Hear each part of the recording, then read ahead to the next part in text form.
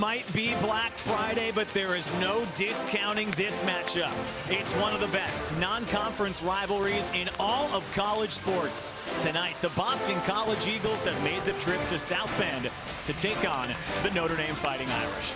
And so we say hello and welcome you inside the broadcast booth alongside my broadcast partner, 14-year NHL man Steve Conroy, Tony Simeone. So happy to have you with us for a game that we've had circled since the start of the year, Steve. And at the end of the season, whoever gets the data point with the win tonight is going to have a big advantage going into the postseason. Yeah, a lot of history to these two storied colleges. And as you mentioned, a non-conference game for both teams. But I think maybe more important for the Notre Dame team, number 2 ranked BC against the number 18 ranked Notre Dame Fighting Irish team. Very important come the end of the year. Let's talk offense for Notre Dame. Patrick Moynihan has really come on as of late. He's turned up his offense over the past couple weekends. Yeah, I think he's finding his groove on a line with a couple of his teammates in freshman Danny Nelson, Landon Slaggert. He can do a little bit of everything. They're an excellent pass. He can fire the puck too. And you see a lot of his goals coming from in and around the net. Not afraid to go to those tough areas. Not an overly big guy, but very aggressive in the offensive zone. The transfer from Providence College, finding a home here in South Bend. 5 points over his last 4 games. They'll look for more from him tonight. On the other side, for BC, there are 4 total first-round picks on the roster. We could pick a lot of them, but we're going to start with Will Smith tonight. Yeah, the 4th overall pick from this last summer went to the San Jose Sharks. He can do a little bit of everything. He's a great distributor of the puck. He's got an excellent shot himself. He's a setup man first and foremost, and I love his competitiveness. His head coach loves his competitiveness. Plays on a real good line with Gabe Perreault, the other man on that team, that line, Ryan Leonard. Those guys have put up 45 points in the 12 games they have played thus far. Should be fun to watch tonight. There will be a surplus of skill on the ice for the 49th all-time meeting between Notre Dame and Boston College. It's the Holy War, and it's coming up next.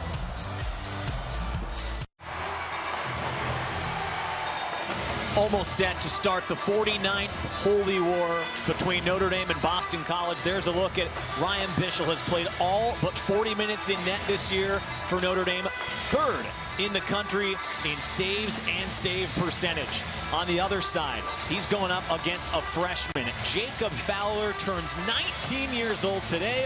Happy birthday to him. He gets to go up against a Notre Dame team for the first time in his career. You see the numbers from him. He's been outstanding for the number 2 ranked team in the country so far this year, Steve. Yeah, his head coach, Greg Brown, says he's just got a great disposition. If he lets in a bad goal, he forgets about it right away. If he makes some really good saves, he doesn't worry about that either. He's just a very well-grounded athlete. Away we go in a one-off between Notre Dame and Boston College, former Hockey East companions. They now meet up annually, and Notre Dame has played very well against the Eagles over the last 2 seasons. A pair of wins, one here and one in Boston last year, by a combined score of 13-4. Something we see early in this hockey game, that freshman line for BC. Will Smith, the center, Ryan Leonard out there with Gabe Perreault. They'll get on the body. Ryan Leonard, a real nice hit on the defenseman, separated man from puck, and that's how they generate a lot of their offense. Mentioned in the open, 45 points combined for those 3 guys in the 12 games they've played thus far. All picked in the first round of the NHL draft. And they are going to be fun to watch throughout the night. Second line's on the ice. It's comprised of all sophomores for Boston College. Under second-year head coach Greg Brown. For all those seasons, Steve, it was Jerry York there, 50 years as a head coach, spent a lot of time at BC. And here in year 2, Greg Brown has them right back where they expect to be at the top of the college hockey world. Yeah, you see him behind the bench, normally has a smile on his face. There's only been 5 head coaches in the history of this college hockey team, I should say. And that's in 90 years. So, yeah, long time. Jerry York, he said he's a lot like Jerry York. He said Jerry had a great blueprint. I just kind of follow it.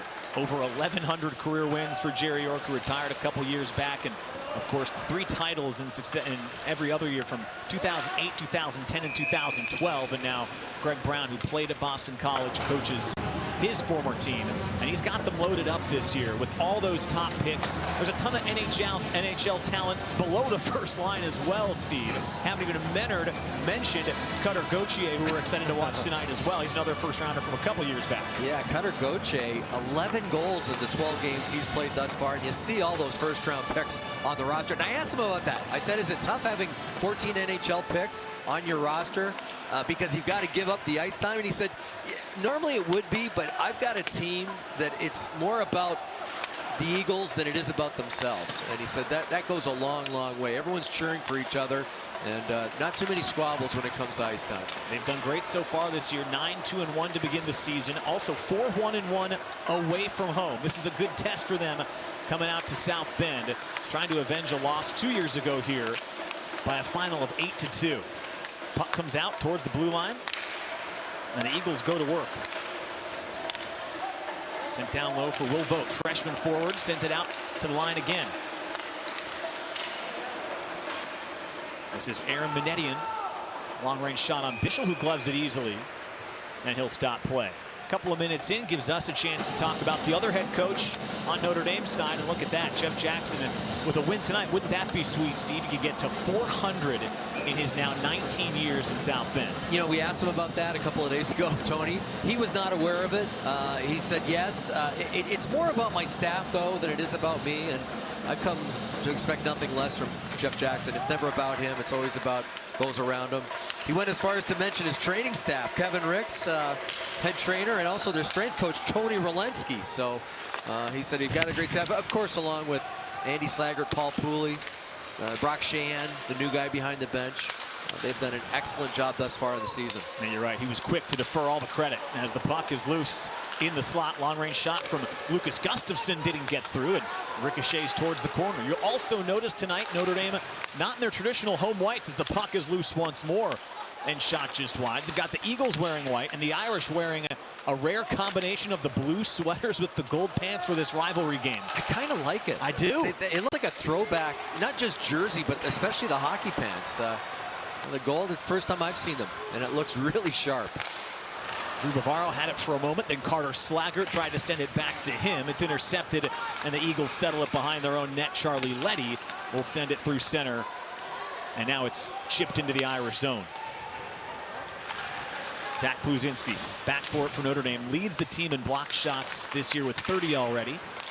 Comes out through center where Danny Nelson sends it for the captain, Landon Slaggert. Leads the Irish in points as he skates into the corner. Hands it off for Moynihan, whose wide-angle shot goes wide. Ryan Seedham, the defenseman and transfer from Harvard, who's familiar with BC, all those Beanpot years, sends one on net, and Fowler makes a stop. Now it's up ahead for Smith. Here comes the top line. Perreault drops it back for a drive, and it's in! What a screaming missile from Ryan Leonard. Picks a corner, and it's 1-0 BC. Tony, you're going to see a couple of passes here that I couldn't even see from up top. I'm thinking Will Smith should maybe take it to the net himself. He doesn't. He drops it back. Then a second drop pass by Gabe Perreault. Watch Will Smith get in behind the defenders. He drops it back to Perreault, who then drops it back again. And the third man on that line, Ryan Leonard, boy, he can bring it. He's got some heat behind that shot. Big guy, too. It's 6 feet, almost 195 pounds. But that is just a rocket that beats the glove side on Ryan Bishel. I would say less than 4 minutes in, Steve, top line as advertised. That was unbelievable from the young guns for the Eagles. As I mentioned, you know, you watch from up here, and the game's a lot easier when you're, 100 feet up. And I'm thinking, Will Smith, you got a partial breakaway. Take it to the net. He drops it, and then Gabe Perreault drops it again. It's they have some chemistry. They played together at the U.S. National Training Development Team last year, so they know each other very well. And that's been the word from everyone around the program at BC, is that they're so familiar. As Paul Fisher, defenseman for Notre Dame, pulls it behind the net. And that telepathy is transferred to the college level as Fisher's shot deflects wide of the net. Nice little move by Fisher, who, each and every game you see him getting better and better. A little confident move down on his offside, the left defenseman on the right side. Manetian drops it off for Oscar Jelvik. Jelvik then saucers one all the way through onto the stick of Will Vogt. Manetian has it again, shoots. Bishel sees it the whole way and makes the easy stop. Notre Dame manages to get it out of their own end. Still having trouble recovering from that first goal of the game, Steve. That was something else from all three of the top line members for the Eagles to score the way they did. Well, such an advantage when you do play together. I mentioned last year, and Gabe Perreault broke a U.S. National Training Development record. In fact, he broke a record that Austin Matthews held for 4 or 5 years. He broke it by 15 points. So he just didn't beat it by a point. He obliterated that record. And that whole year he played with Will Smith and Ryan Leonard, and yeah, boy, it's like telepathy out there when they're on the ice. They just know where the other guy's going to be. You mentioned too at the start of the show, 45 points in the 12 games to start the year. Doesn't take it's an easy statistician move to give them all a point on that one. It's 48 points now for them already, with the 2 assists and the goal from Leonard there as the Irish go offside. Well, that's going to be the thing for Notre Dame, this Fighting Irish team, is watching when that line's on the ice. But then, and you brought this up with head coach Greg Brown, Cutter Gauthier, just a second-year guy. He was also a first-round pick last year by the Philadelphia Flyers. And there's that top line and the numbers and the points they have. But Cutter Gauthier with 11 goals. He's 6'3", 190 pounds. He's another guy you have to watch. Yeah. He's second in the country in goals with 11. He's just one behind the lead of Jared Westcott at Lake State, who's got 12. So we're talking about the top line doing all the damage, and yet they don't have any of the top goal scorer on the team on that line. Right. It's going to be a load for the Irish to deal with tonight, and they have the opening tally. See how Notre Dame responds here just 6 minutes in to the 49th edition of the Holy War. Connor Joyce, son of John, who played and captained the Eagles back in the mid-90s, sends it out for Eamon Powell, whose shot tipped just wide off the stick of Joyce that time. Yeah, that was a deft little deception, deceiving deflection. And those, a lot of times, will beat a netminder. Joyce, rangy body, long stick, and he can get his reach out there. Even the puck's 8 feet away from him, he seems to get a stick on it.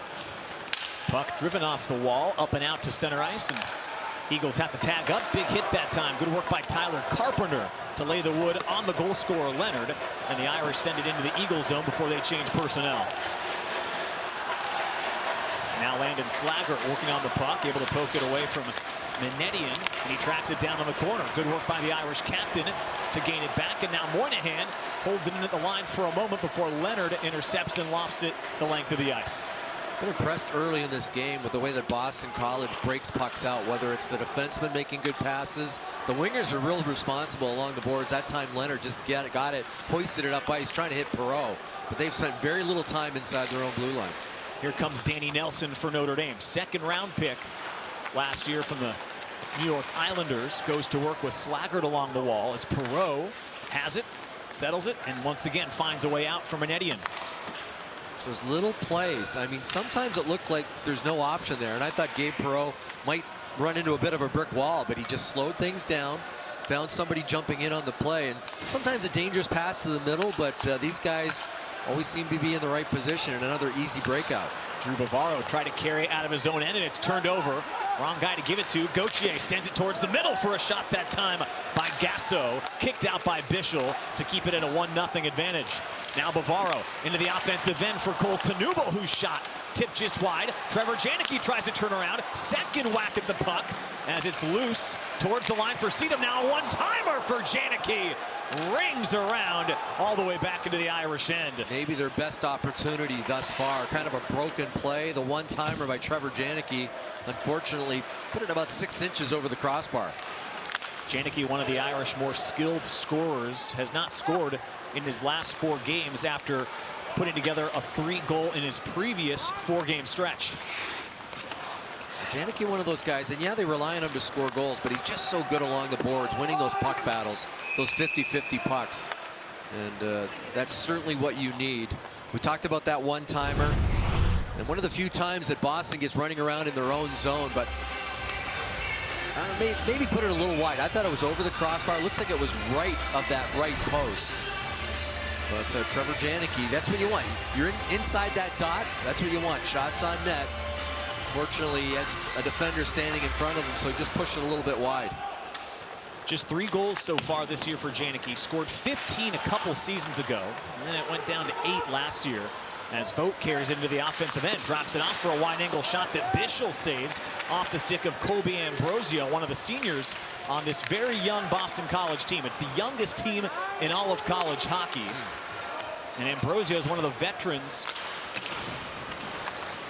that works on one of the 4 forward lines as Hunter Strand has it in the corner. He works with Brendan Ali as the puck comes out towards line, and there's Ambrosio again, playing it for himself. Good work by Jake Boltman to skate back for it and take it away. Off to Strand now. He'll drive into the corner and backhand it, looking for a streaking Henry Nelson. It's out of his reach that comes out to center, and Vogt breaks it up. Boltman again with speed, going to carry it into the offensive end for the Irish. He'll take it all the way into the corner. He's worked on by Jakob Bengtsson. Bengtsson and Boltman collide. Behind the net it goes for Vogt. Skated out of his own end, up through center. Taken by Mike Posma Jr. for the Eagles. Carries it into the offensive end. It's Paul Fisher, the freshman defenseman for Notre Dame, backhands it around. There's Carter Slaggert, the younger brother of the Irish captain Landon. Gave it away. Intercepted for a shot this time from Jamie Armstrong that didn't get through. Comes out for Powell, though. Slides it across for Drew Fortescue. His shot goes wide, and Nelson's right there. Well, a situation you can't turn the puck over. Carter Slaggert, the freshman, had a little bit of time. That first pass, though, turned over to the Boston College team. Didn't get a shot off the play, but you can't have any unforced errors against a team that very high shooting percentage. These guys have a lot of skill. Powell up for Leonard. Top line going to work again, and they're a little eager into the offensive zone, and that'll stop play. Didn't take long for Boston College. Less than 4 minutes in. How about this from Ryan Leonard? A one-timer to start the scoring.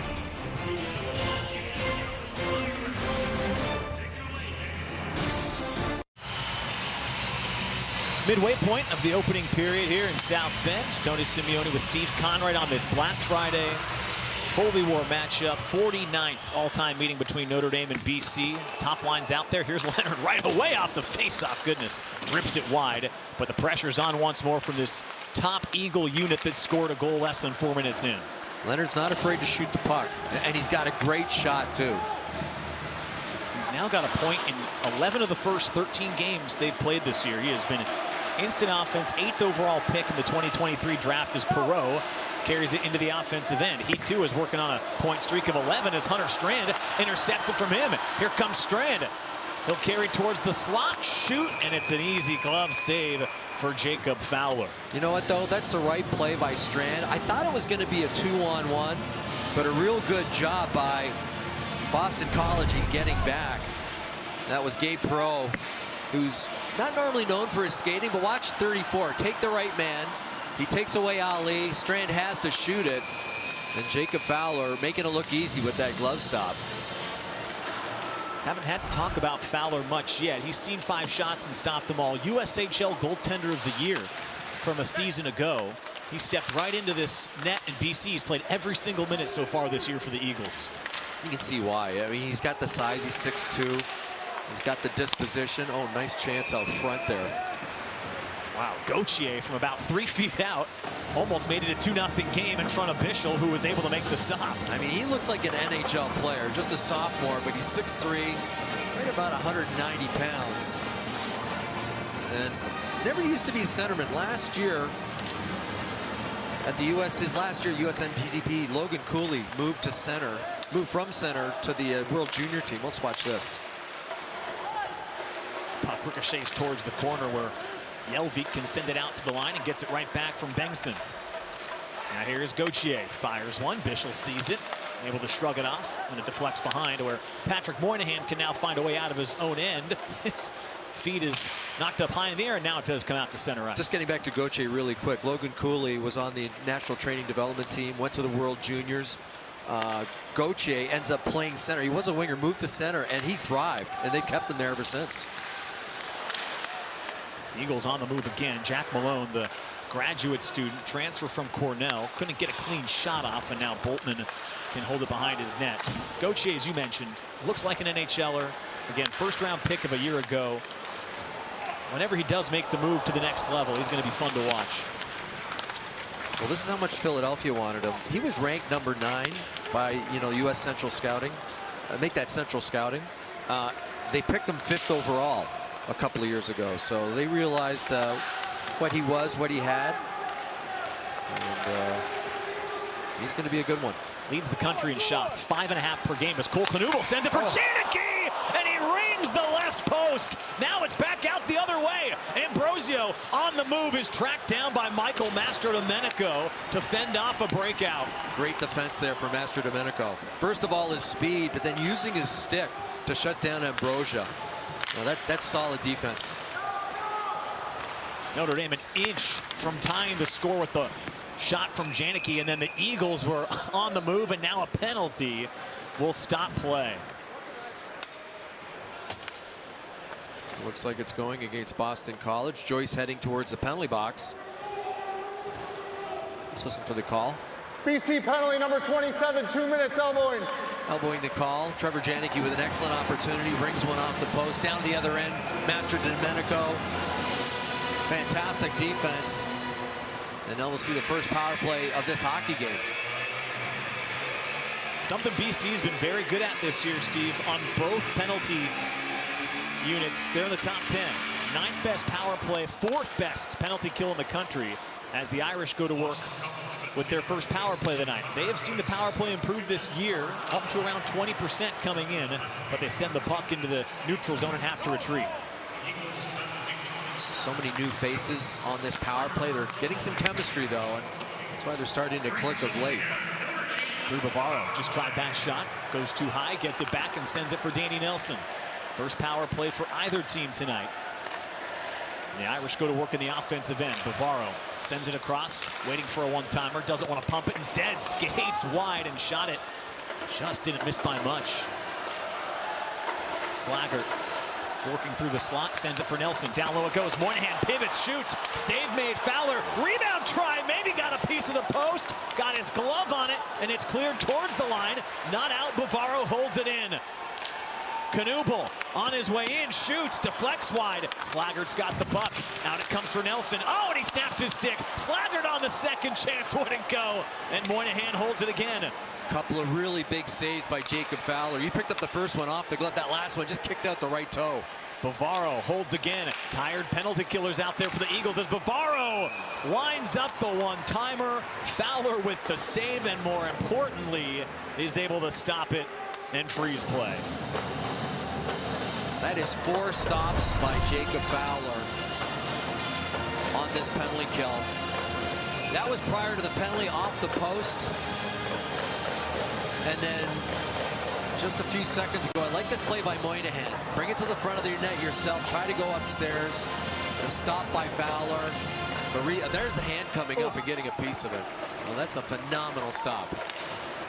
Irish have been very close to tying the score, as you saw there. Janicki right before the penalty, and then on the power play, a few chances. Nothing doing yet, and fresh bodies out there on both sides of this power play. As Hunter Strand tries a shot that doesn't get through, Gasso then has time and space to clear it into the Irish end, and now just 15 seconds to go on the opening power play of the night. It's a good energy in this building tonight. Students not on campus here in South Bend, but it's still a sellout as Justin Janicki has the puck behind the net.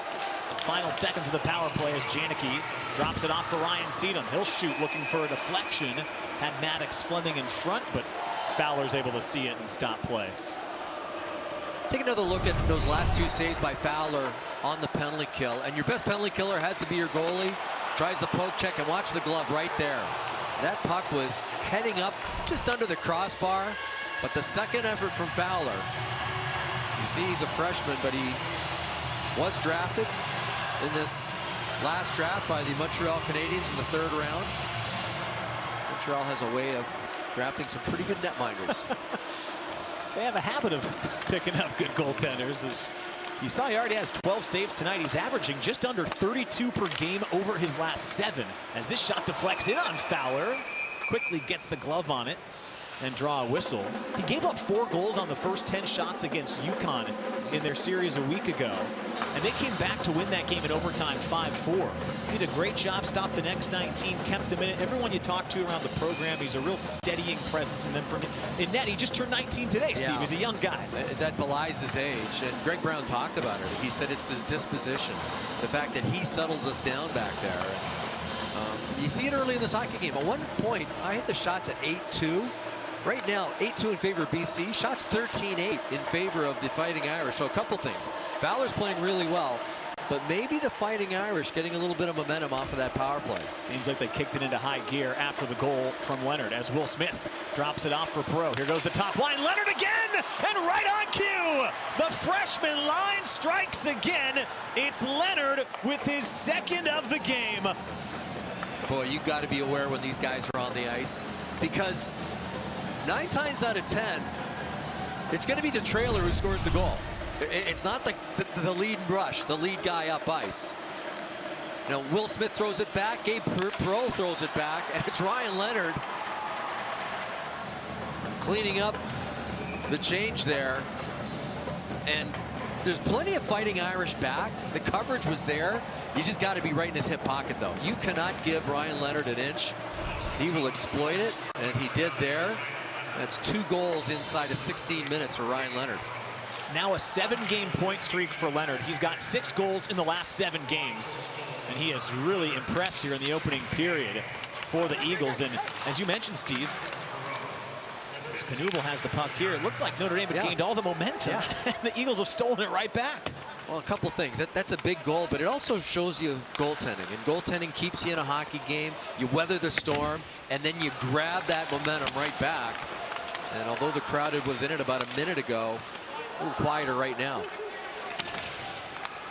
So now see how both teams operate in this 2-0 advantage for BC. I've mentioned the last couple of years, Notre Dame won 5-2 last year as Justin Janicki is in for a chance, and it's saved by Fowler. Shrugs it off, then a collision out of the top of his paint.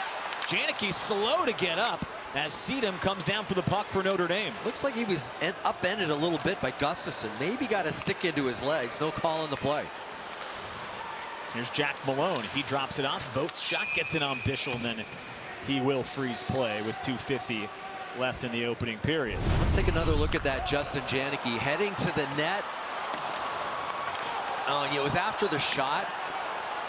Gustafson, number 8, has his stick wrapped around him. Now, that could very easily be a call. You got to be responsible for your stick. Janicki almost loses his helmet. Goes down, but no call on the play. A high volume of shots so far in this one. Both teams at more than 10 right now. It's still a few minutes left in this first period. And it's the 2 goals from Ryan Leonard that are the difference right now. Boston College with an early lead as Colby Ambrosio, the senior, carries it into the offensive end. Still looking for his first goal of the season. Drops it off for Letty, now gets it back. Ambrosio shoots, and Bischel able to maybe just get a piece, and it ricochets all the way back into the Eagle zone. Well, you talked to head coach Greg Brown about him, and he said it's just a matter of time for him. It's coming. He says he's playing well, doing everything but scoring goals, and he just figures once he gets one, he'll get a bunch. He mentioned, too, he's contributed in other areas. It's not as if Colby Ambrosio's not been playing well for this Eagle team. He's finding other ways to help out, even if the goal scoring hasn't been there. He scored 10 last year and still does not have one this season. Well, I see it in this game already. He's controlling the puck out there. He's showing good speed. That'll back off defensemen. Notre Dame still looking for their first tally tonight. Hunter Strand hustles after it. He with Ali and Grant Silanoff listed as the 3rd line for Notre Dame. Have generated some real good offensive chances over the last month. They had a chance right here as Strand was looking for a streaking Silanoff. Couldn't connect with him, and now it's Mike Posma for the Eagles. He drops the puck off looking for a trailing Jamie Armstrong. It's given away, and back comes Notre Dame. 3-on-2. Ali with Boltman trailing the play, and they go offside. Yeah, Boltman was that right defenseman coming down the left side. He was in a perfect one-time position, but unfortunately offside. And Boltman can't believe it was him who was offside. Ali had just gotten the puck.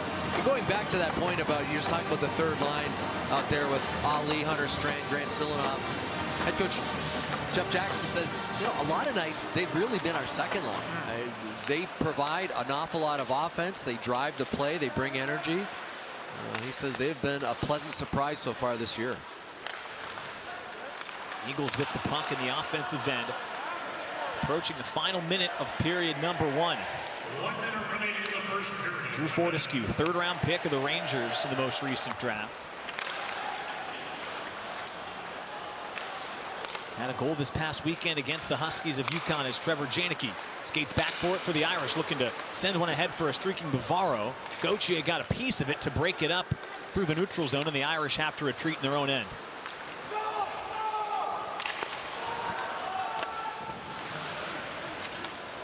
Long feet ahead for Gasso. He tips it in deep. Seedham, though, a grad transfer from Harvard, picks it up, skates around his net, and now brings it out through center. Seedham off for Moynihan. Lays it for Danny Nelson. His shot goes well wide. The captain, Landon Slaggert's there with 15 seconds left. Was looking for Nelson. Got his own pass back. Now centers for Nelson. Just went under his skates and towards the corner. Final seconds. Seedham carries it. Seedham holds, shoots, deflected towards Fowler. He makes the save, and that will bring an end to a very eventful first period of play. And a very eventful first period for that #1 line of Will Smith, Gabe Perreault, and Ryan Leonard. Ryan Leonard with both tallies for the Eagles. Yeah, Leonard came in with just 5 goals on the season. Again, they've produced a lot of points, but he tacks on 2 here in the first 20 minutes. Coming up during the intermission, we'll talk about the 3 sets of brothers on this Notre Dame hockey team, and we'll get a chance to watch back those 2 Ryan Leonard goals and break down the stat sheet as well. 49th time these 2 teams have shared the ice, and so far in the first period, it's all Eagles. Ryan Leonard with a pair, and it's 2-0 after 1.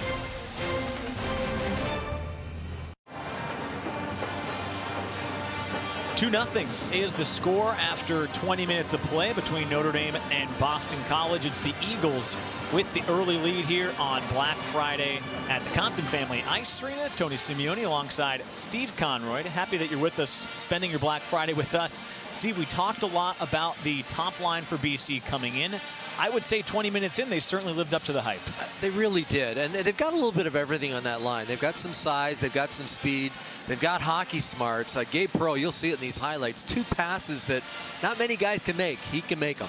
All freshmen on the top line, and they've accounted for all 6 points for the Eagles so far. Both goals coming from Ryan Leonard. You're going to get a chance to see them here in a moment, and they're almost identical. Just, I mean, goodness gracious, Steve, the passing is what stands out. Yeah, you know, they advance the puck very quickly, but then when they do, they drop it a couple of different times. That's Gabe Perreault, the backhand pass right into the wheelhouse of Leonard, and boy, can Leonard bring it. Watch this shot. Maybe Ryan Seedham screens Ryan Bischel, said he beat him on the glove side. Watch number 2 to the defender, and a big wind up there by Leonard. Well, that thing had some velocity, perfectly placed too, but I don't think Ryan Bischel really saw it. And then the other one, as you mentioned, almost identical. They come up a different side of the ice. Will Smith drops it back to guess who? Gabe Perreault. Guess who he drops it back to? Yeah, Ryan Leonard. And again, there are 4 Fighting Irish jerseys back there. Somehow Gabe Perreault threaded that needle. You'll see it from this angle especially. Put it through what seemed like a sea of blue and found Ryan Leonard. He gives them the 2-0 lead. And before we go any farther, we should point out Jacob Fowler made some really good stops. In fact, he made 14 saves in that first period. Boston College goalie, and he's a big part of the reason they're up 2-0. That was actually the thing I was going to ask you, Steve, is that it is 2-0 in this game right now, but it doesn't feel that lopsided. No. BC has the goals, but Notre Dame was generating opportunities. They hit a post. They had a couple other chances. Feels like they're still very much in this hockey game. It doesn't feel that way because look at that first number to the right, the shots, 14 shots. That's outstanding. Anytime you get 14 shots in a period, chances are you're going to get 1, maybe a couple of goals. So good job by the Fighting Irish after that initial power play. As soon as they got that power play, they seemed to get it into gear. But right now, pretty tough mountain to climb. What do you think they can do in the second 20 minutes, Notre Dame that is, to start finding the back of the net? Yeah, well, you know what? 14 shots is great, but a lot of those were one and done in front of Jacob Fowler. You know, a couple of times they had rebound shots. So take away his eyes, try and get bodies to the front of the net, but then getting those second and third opportunities, that's how you might be able to score on him. So far, 20 minutes into the game, the Boston College top line and the atmosphere here in South Bend have all lived up to the hype. Second period is after this. Beautiful Friday afternoon turning into evening here in South Bend as we get set for the second period of the Holy War. 2 Catholic institutions meeting up for the 49th time in their history. Has been a fun first period of play between Notre Dame and BC. We mentioned earlier that it's Jacob Fowler's birthday. He's turning 19 today, the Boston College goalie. This guy is not 19. I know that for a fact. But our #1 audio man, Gary Elkamer. I don't even see enough fingers there. I'm just going to pretend he's saying 55. I'll say that Gary's 55. He has the hardest job, Steve. He has to make us sound good. His wife, Kathy, is our audio technician up here in the booth with us. She always does a great job. Happy birthday to Gary. Thanks to him for all the amazing work he does throughout the year. Yeah, way to go, Gary. You do make us sound a lot better than we are. Although he's over his skis when it comes to marrying Kathy. I'll tell you what. Yes, 100%. He did a good job there. He lucked out. Also should mention one of our replay guys tonight, Chris Hackstrom, who does an amazing job for us as always on replay. It's his birthday. Wow. Didn't realize we had so many birthdays today. Fowler's 19, and again, Chris and Gary, not 19. They are well beyond their prime as far as that's concerned. Top line going to work right out of the chute. That's been the story here in the first 20 minutes for BC. Bishel makes a stop, and now the Irish can counter the other direction. Danny Nelson off for Slager. Here's Moynihan moving in, and it's just into his skates. That's too bad. That was a great 3-on-2. Landon Slager kind of jammed Moynihan. If he puts that out in front of him, he's got a partial breakaway on the right-hand side. I think we'll get an opportunity to look at that, but that's a good first shift. Bishel makes a good save off of Leonard. You take it down the other way and get an odd man rush. Yeah, Notre Dame 14 shots in the first period. That's a good number on the year. They average 33 per game, so they're above their mark. BC allows less than 30 per game, so that's a testament to how well Notre Dame was able to move the puck and get shots on net against a BC team that doesn't allow a whole ton. As Trevor Janicki carries it into the offensive end. Good work by Janicki, fifth-year senior for Notre Dame. Into the corner he goes and drops it off for Knuble, who has it broken up. It's not cleared. Pluzinski's right there. Feathers one for Knuble. Backhanded shot. Saved by Fowler. The rebound onto the stick of Justin Janicki. He holds. Sends it out for Sedum. His shot with an arm up is finally touched down. And Notre Dame will get another power play. Great play by Zach Pluzinski, who instead of backing off the blue line, held the blue line. Let's listen to the call. BC penalty number 5, 2 minutes interference. Interference to the BC defenseman. But Zach Pluzinski keeps the play alive. He stays in, makes a great pass to the front of the net. He was actually wide open. Justin Janicki did not see him. There's the keep in. The shot in front, and there's the penalty, the high stick. Looked like a cross check there from Fortescue. And there, you see right there, Pluzinski was wide open. Unfortunately, Janicki did not see him, but they go to the power play. Boston College has only allowed 4 power play goals this year. It's the 4th best penalty killing unit in the country, and they immediately win the draw and clear it 200 feet. That's a big part of it. You win a draw, killing penalty, you throw it down the ice, you've killed 15 seconds. Now the Irish rev the engine and look for a way in. Knuble tried to drop it off for Nelson, couldn't connect. Now they try to reload, and Moynihan had it stolen from him. He does well to keep it into the line, though, and the Irish can now set up shop. Here's Cole Knuble, freshman for Notre Dame. Sends it out to the line for Drew Bavaro. Back for Knuble. Walks his way down low. His feed deflected up high. Right there's Nelson to bank it off the wall for Moynihan. Knuble on his way in. Shoots wide. Puck didn't come out. Now it is through center. Here come the Eagles. They can counter shorthanded as Manetian has it for a moment. Now the rest of his penalty-killing mates will go to the bench for a change. Jelvik back for Manetian. He'll drop it off for the trailer Joyce. It's intercepted by Bavaro. He's at the end of a lengthy shift, and he's going to go off.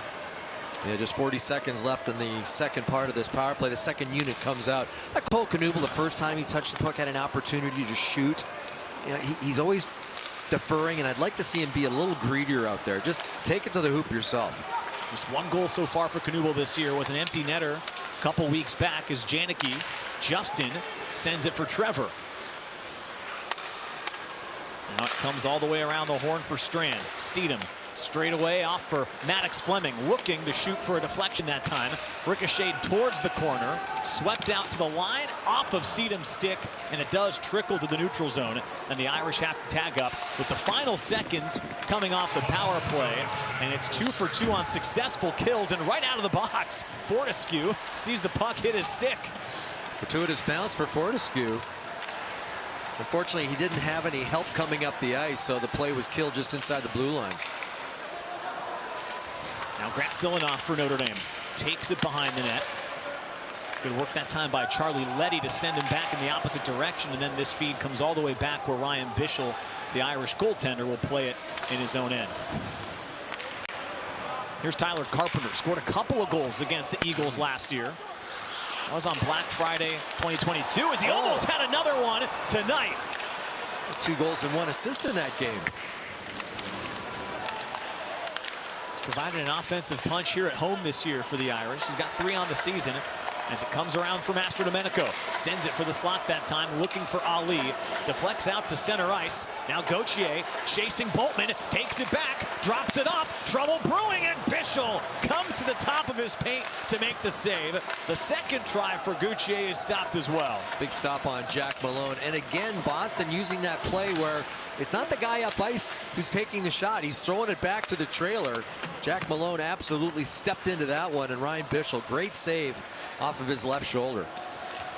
Cutter Gauthier came into the weekend averaging 5.5 shots per game. That's the most in the country. He's got 3 so far tonight as Leonard was looking for his 3rd goal of the night, and it deflects up and out. Good stick by Boltman there because he was firing that. That was wired towards the net.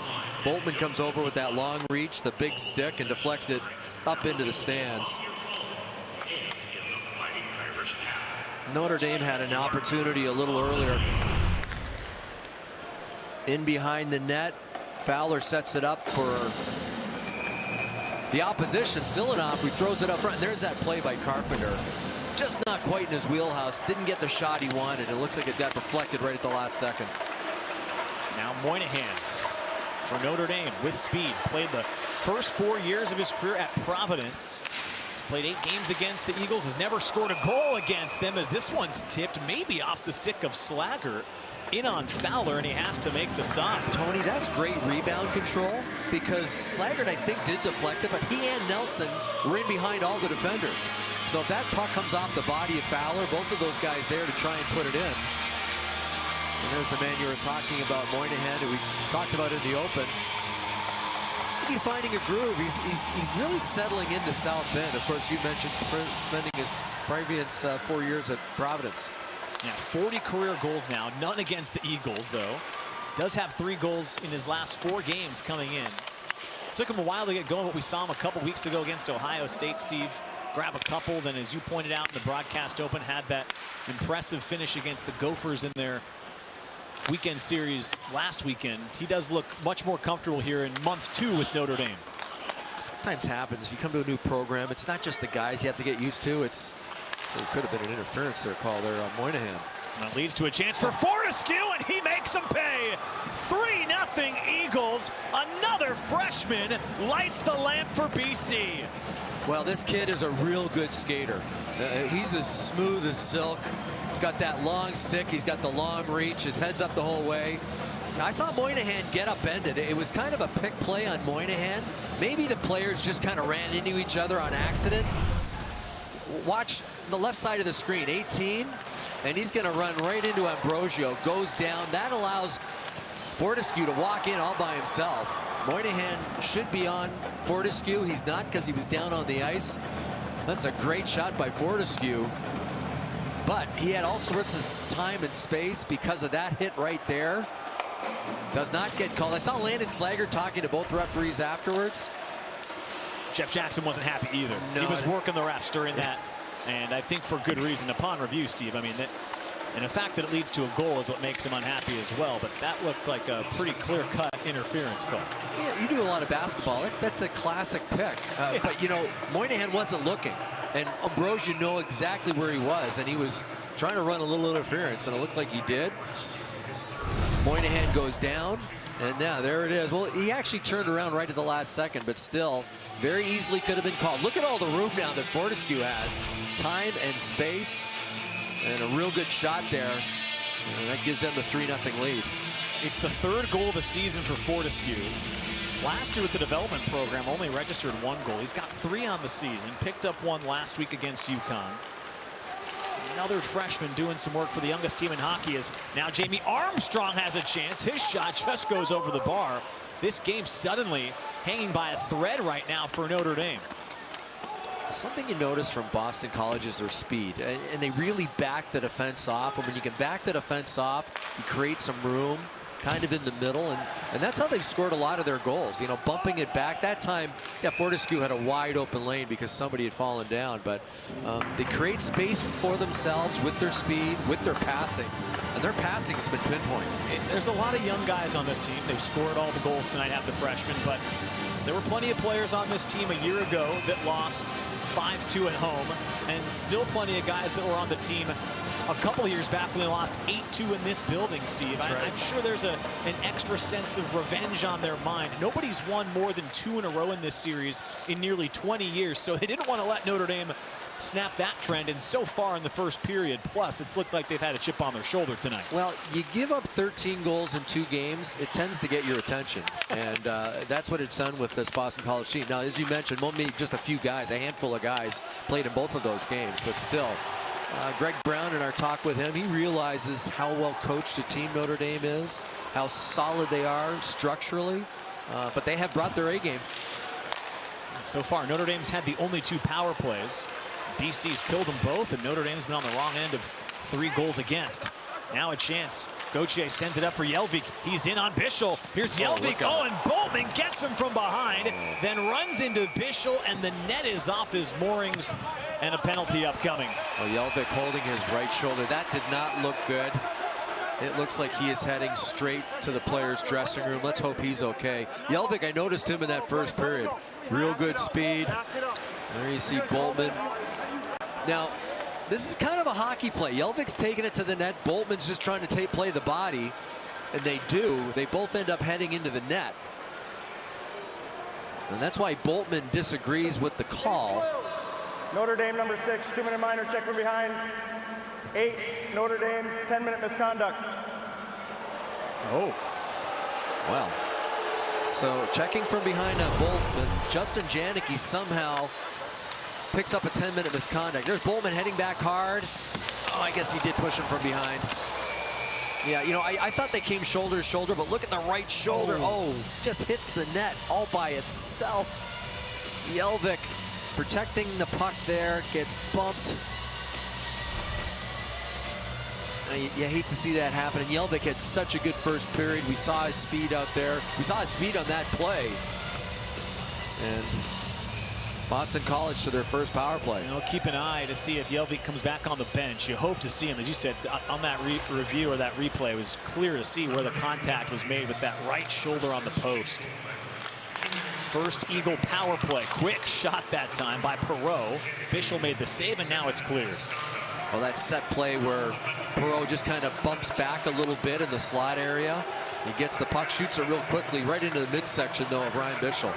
Top 10 power play in the country for BC on the ice right now. Good for more than 1 every 4. As Gauthier shoots wide, recovers his own puck, and sends it out for Powell.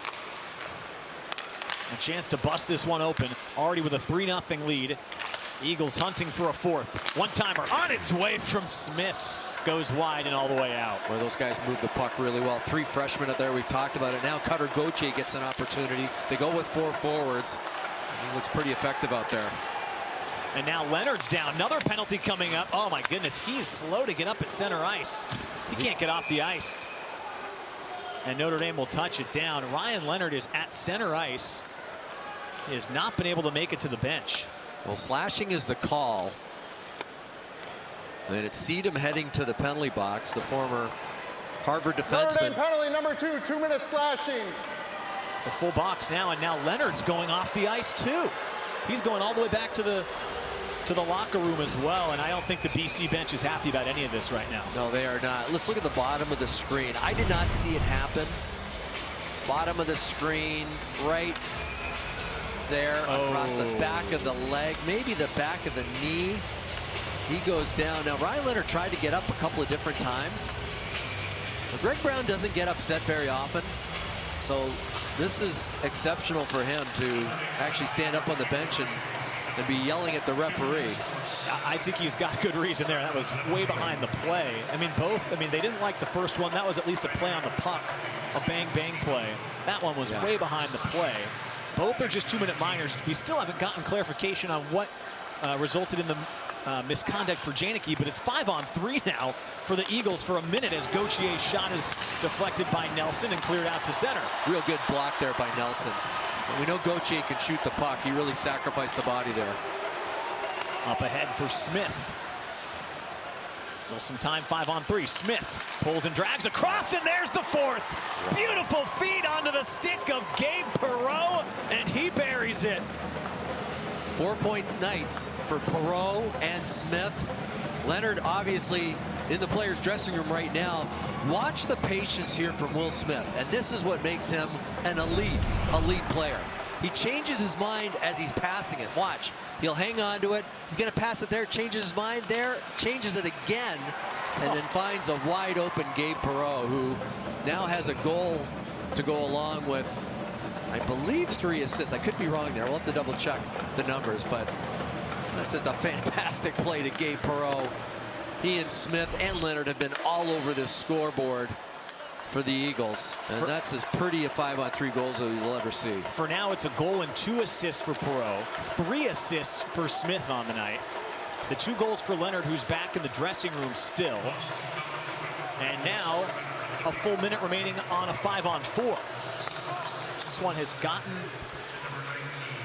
out of hand early. Boston College returning the favor to Notre Dame, who's won the last couple by a combined score of 13-4. It's all Eagles right now. Jelvik, good to see him back on the ice. Wow.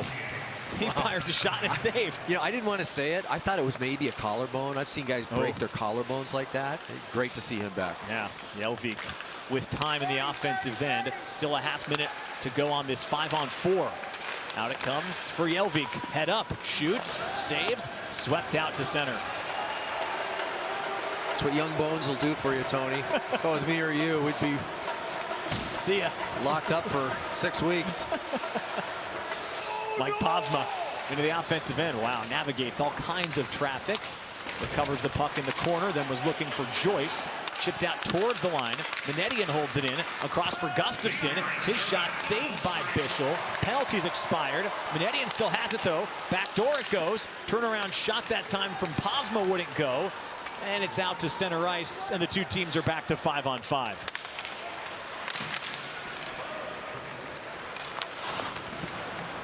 Still no sign of Leonard, who has the 2 goals that started this frenzy for the Eagles. Keep an eye to see if 9 and White makes it back to the bench. Great to see Jelvik, though, back out there with the Eagles, as now Joyce chips it in deep. What kind of response does Notre Dame have in them now? At the midway point of the game, they find themselves trailing 4-0. They had 14 shots after the first period. They've only added 4 in the next 11 minutes. Now, yes, they've been shorthanded a little bit here of late, but they've got to start playing a little more inside of the Eagle zone. This puck comes out to center. Here's Brennan Ali. Irish freshman pulls it through his legs, lost the handle, recovers it. Nice defensive, sorry, Tony. Nice defensive play from Hershuk there, the big defenseman, number 7 for the Eagles. You know, just calm, cool, and collected. Waited until the last second to poke it off Ali's stick. Yeah, Aiden Hershuk, 3rd-round pick of Carolina back in 21. He was 2nd on the team last year in block shots. He's a really sound defenseman for BC as Jelvik gets it across for Hershuk.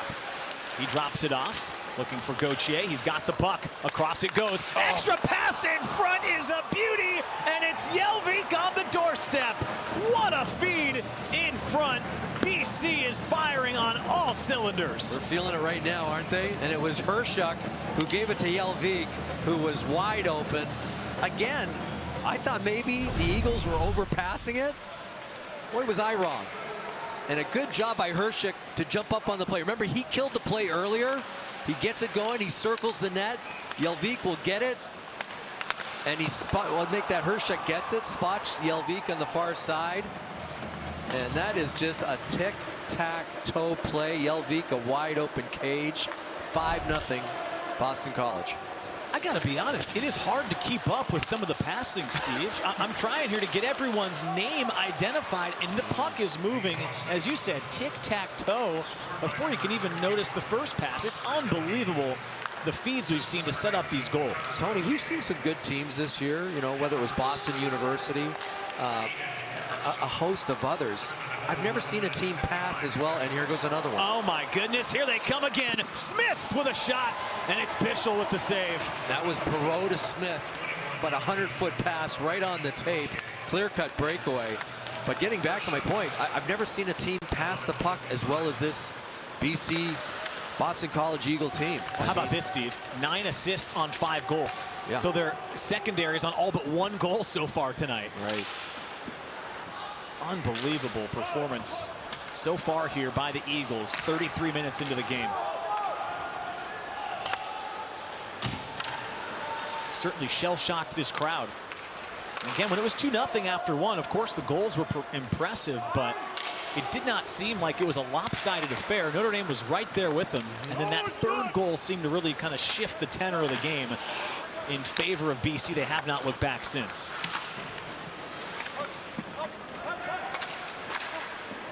And now it's funny, you know, you get on the road.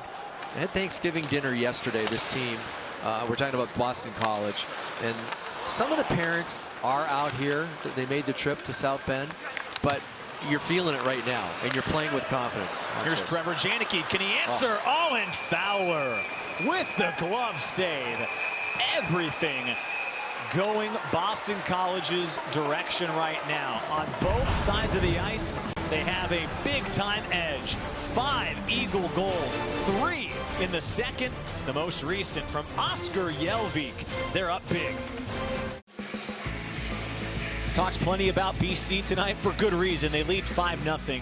For so long it was Jerry York behind the Eagle bench. Now it's Greg Brown in his 2nd season as the head coach. This is a look back at him when he played for this team in the late 80s and was a longtime assistant here with the Eagles. But look at what he did as a player, Steve. I mean, more than a point per game in his career. Great player, and we see it a lot when these coaches come back to coach the team they played for. There's just that extra sense of pride behind the bench. Well, there certainly is, especially in his case. As you mentioned, a captain for the Boston College Eagles, an All-American, long history with this organization, with this program, and of course played in the NHL. I played against him for a little bit in my NHL career, and he talked about some of the guys that he played under. Yeah. You know, whether it was a John Van Boxmeer, John Tortorella early in Buffalo, in Rochester make that when he was in the minors. So he said he learned a lot from each of those guys, and it's served him very well. I thought his comments about John Tortorella were really interesting because he had him before he became a big-time head coach with a very public persona, and he said he was a great assistant, not really what you'd expect to be behind the scenes from what you see when he's out in front of the media, and he had only great things to say about having John Tortorella as an assistant coach. Yeah, you know what he said? He said, I wasn't always up with the main team, so I was down in the minors. I'd be galled up. But he said he was so supportive. Whenever I got there, he was like I was one of the guys, and that went a long way with him. And that's probably one of the lessons he learned, and he makes sure that he brings that to some of the guys on this team. You know, not everyone gets to play every night, and there's some guys who, you know, might not be in for a few games, especially the way they're playing, but he just wants to make sure everyone's still a big part of this team. And that was one of the questions you asked him too, and you mentioned it earlier, just right out of the chute, was when you have such a talented team, is it tough to manage ice time? And he said it can be, but the way this team is structured, the mindset of all the players, they've made it pretty easy on him to not have to worry about if someone comes out of the lineup on a given night, because there is so much depth. They're all very encouraging of one another. Yeah, that's what, and the word he used was so supportive, and that's a sign of a real strong team. Freshman line has been outstanding tonight for the Eagles. They've lived up to the billing. It's 5-0. Notre Dame needs some kind of spark here at the end of the second to give themselves hope in the third. They flipped the script of the Eagles on this game from 2 years ago when it was a close game in the first period between these two teams, and then you blinked and it was 8-2 by the end of the night. Notre Dame had a huge second period that went their way in the win 2 seasons ago at Compton Family Ice Arena. Oh, big hit on Ali. Puck comes out to center, and it's Smith with time and space. Here's Will Smith. Drops it off for a shot that time from Jamie Armstrong. Good save by Bischel as the puck comes out to the line. You know, the thing about Smith, and I read this about him in his scouting report, is that he makes the tough things look easy, and he does. You know, whether it's handling the puck or finding an open man. Some of these are tough plays. He just makes it look so simple. Bengtson gets a shot towards net, goes up and out, and now you might see a lot of this. After the whistle, Vogt and Nelson, a couple of freshmen, get together, and that stops play with it up and out off the netting. Well, I like what Greg Brown said about Smith, because we asked about him, and he said, yeah, he's got a high hockey IQ, but he's got a skill set that allows him to do a lot of special things because he's a great skater. He knows where everyone on the ice is going to be. He dishes the puck at the right time, and that sometimes is really important. And obviously, the chemistry he has with Gabe Perreault and with Ryan Leonard, who we still have not seen, right? I don't see him on the bench right now. He's not on this line right now, so let's hope he's okay. And watch this. Oh, Smith again with Perreault, jams on the brakes, tried to backhand one through, and it's broken up by Maddox Fleming. Here comes Fleming, the Irish freshman, tries to get a shot off. Good back check by Vogt to get a stick on that shot and not let it get through. We haven't talked about the BC defense. They're very effective at using their sticks. They're not overly physical, but you got a lot of long rangey defensemen back there. And they've got the long twig, the long stick, and they kill a lot of plays that way. Vogt with a great example right there. They average 12 block shots per game. They already have 10 tonight. For a young team, that's an encouraging sign. As it's driven in, funny hop off the end boards, but nobody home for the Eagles as they're in the midst of a change. Here comes Moynihan. Sends one towards net. Nelson tried to intercept. Landon Slaggart, the Irish captain, backhanded it towards the line, and it's intercepted by Jack Malone, one of the veterans on this team. Sends a feed that's into the skates. It's behind the net, and Henry Nelson is able to skate it from behind his goal line and connect with Moynihan through center ice.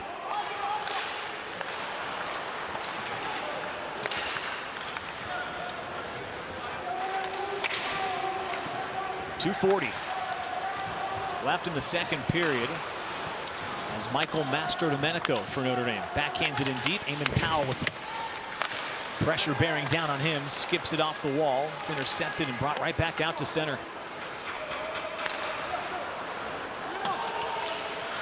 Janicki looking for Brennan Ali. His feed just out of the reach of Trevor Janicki. And Gauthier is able to gather the puck along the wall, get it for Ambrosio, who sends it in deep as the Eagles change behind him. Gauthier takes it away behind the net. Here he is, pivoting and shooting. Bischel makes the save, and it trickles wide. Passing just a little off for the Irish. Remember early in this game, we saw Landon Slaggart trying to find a streaking winger and just kind of jammed him on the play. And that last time, Trevor Janicki would have had a real good look. The pass just couldn't get to it. Gasso sends one across, looking for Jelvik. Could have wound up a one-timer. Jelvik's got it again. Off for Letty. He's got some space to shoot.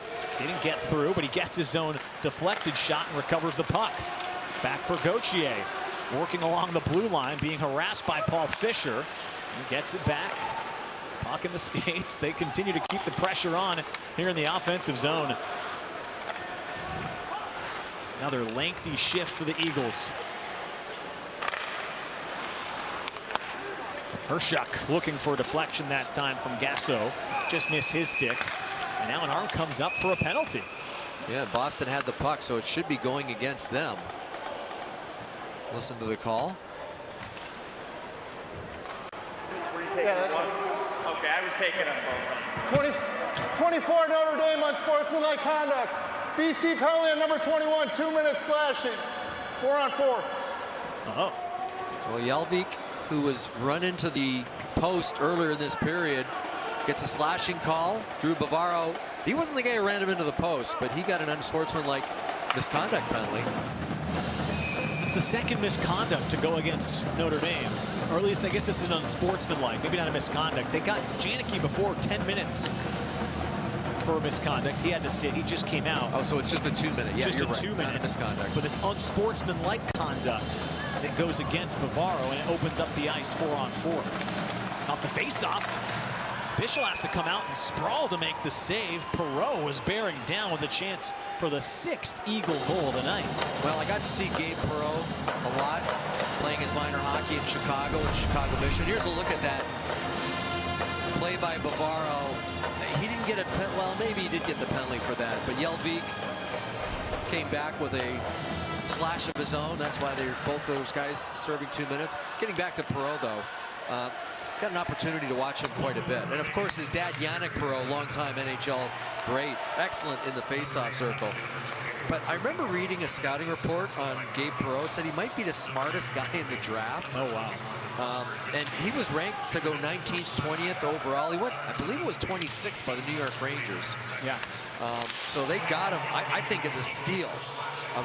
The only knock on him is his skating. And he might not be fleet of foot, but boy, is he ever smart.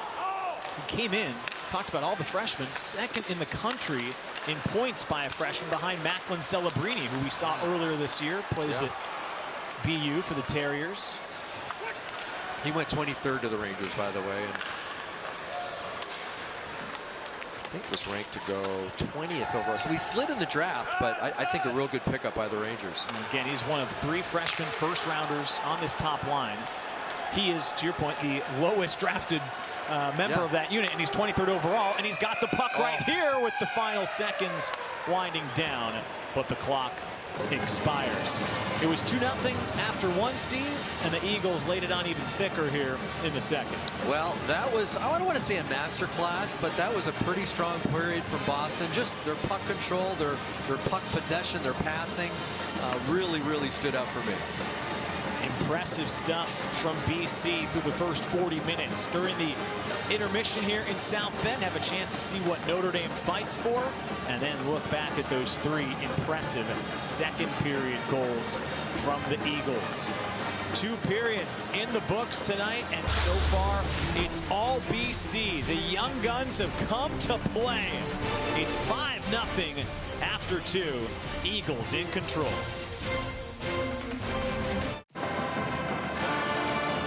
Two periods in the books here in South Bend. Boston College has a 5-0 lead over the Irish. It was 2-0 after 1, and they've extended it big time after 2 periods of play. Welcome back inside the Compton Family Ice Arena. Tony Simeone, Steve Conroy. Steve, I thought after the first, pretty evenly played game. BC had the 2 goals. Didn't seem like it was a really decisively tilted sheet of ice. Shots were 21-5 in the second, and it seems like it's all BC after 2. Yeah, they really seem to take it over. Their passing has been excellent. Their defending has been real good. And when there have been breakdowns, Jacob Fowler, not been called a lot, especially in that second period, but he has been really good too. Let's look at all 3 second period goals. And as you mentioned, Steve, the passing is what stands out on pretty much every chance that's been created tonight. Yeah, and you know, on this one, maybe a little bit of interference.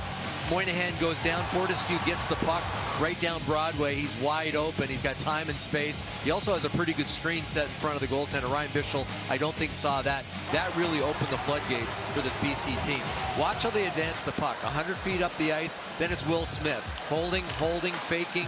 Finds the open man. That's Gabe Perreault, who has 2 assists, plus that for a goal tonight. From this angle, really good. He draws 2 Fighting Irish players towards him, dishes it off the other way.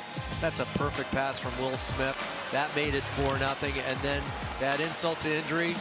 Fighting Irish seemed to have it. Looked like they were getting out of their own zone. They turn it over. Hershuk finds Jelvik.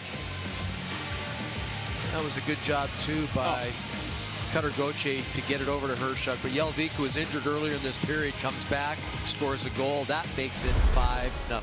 The passing on full display there and those highlights. How about this, too? The first 4 goals of the night scored by freshmen. The last one from Jelvik, a sophomore. Now you look at the numbers. Shots were in favor of the Irish after 1, as I mentioned before. 21-5 in favor of BC in the second. It's hard to poke any holes in their game after 2 periods of play, Steve. No, they've got it going everywhere. You know, they're not an overly physical team. You know, on the back end, they're big enough, but they don't overpower you or they don't intimidate you back there. But they've got great sticks, and they advance the puck very quickly. So as a result, they spend very little time inside their own zone. We'll see if Notre Dame can make them think about it early in the 3rd period. It's coming up when we come back after this.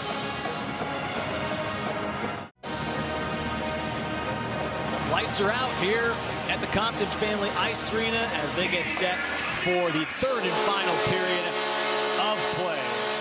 Tony Simeone with Steve Conroy tonight. It's been a lopsided affair. Quite frankly, this sellout crowd has to be disappointed they have not seen a closer contest to this point, but you do have to tip your cap to Boston College for what they have done so far in 2 periods of play, Steve. We talked about the freshmen and sophomores coming in.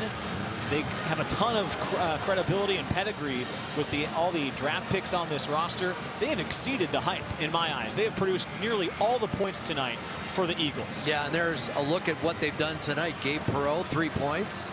Will Smith, 3 assists. Ryan Leonard, good to see him back because he missed the last half of that second period, but he has 2 goals. Drew Fortescue scored a very important 3rd goal that got them going in period number 2. And you see the rest of the list there. So, you know what, though? If I'm a fan of hockey and I come and watch these guys play, I'm excited because, you know, these are future NHLers. These guys, whether it's next year or the year after, will be playing in the NHL. So you're seeing a lot of skill, a lot of talent, and it's been impressive so far. And again, you saw 13 of the 15 points tonight were scored by players that were not on the team that traveled here 2 years ago and lost 8-2. So they've just injected a ton of skill into this roster under Greg Brown. His 2nd year after taking over for the world famous Jerry York, who spent 50 years as a head coach. All-time winner, or all-time leader in career wins, over 1,100. And now Greg Brown behind the bench of the school at which he played, and man, he has got them operating at a high level. Number 2 team in the country, looking as advertised tonight. Paul Fisher gets a shot in on Fowler. He makes the save. Mentioned Jerry York a few moments ago, Steve. I mean, this guy, whether it's just in the city of Boston or around BC, the numbers and the accolades speak for themselves. Well, 28 years in Boston, yeah, that's pretty impressive. You talked about all the national championships. 5-time national championship winner, 4 with BC, 1 with Bowling Green, and of course the Hockey Hall of Fame inductee back in 2019. One of only 3 coaches to win titles with multiple teams. 1,123 wins. Was still the Hockey East Coach of the Year in 2021, so was still doing it late in his career. And then the baton gets passed, and now it's Greg Brown's turn. You know, I was looking at Greg Brown. I played against him a little bit in the NHL, and he only played about 4 years. I think it was under 100 games, but you know, he was in Buffalo and he played with LaFontaine and McGillney. Watch that. That's 3 quick shots here in the first 40 seconds for the Irish, so that's a good sign. Yeah. But just getting back, he played with, you know, LaFontaine, McGillney, Andrechuk in Buffalo. He played with Yager, Lemieux, and Francis in Pittsburgh. And of course, Keith Kachuk and Teemu Selanne in Winnipeg, where he closed out his career in 94-95. So he played with some very skilled players, and he is coaching a very skilled team. He was an assistant here at BC for about a decade and a half before he was an assistant with the Rangers for a few years. That's right, I forgot. And then spent a year in the USHL, and just, you see all the different levels. Oh, that's boy. Hit from behind for Boltman, and you know, I'm glad to see that. He tapped him on the pads. I'm sure he's saying, I didn't really mean it. I'm glad you're okay. And that's Andre Gasso. Notre Dame's penalty is under review for potential major penalty. Well, it could be a major penalty. They're going to review it. Boltman had that minor earlier for the hit from behind. Yeah. That was on Jelvik. And you see the numbers, you got to let up. And it's a split-second decision, I know, but you've got time. Things happen fast, but hockey players can process it. And you see a guy turn like that, you just got to give up.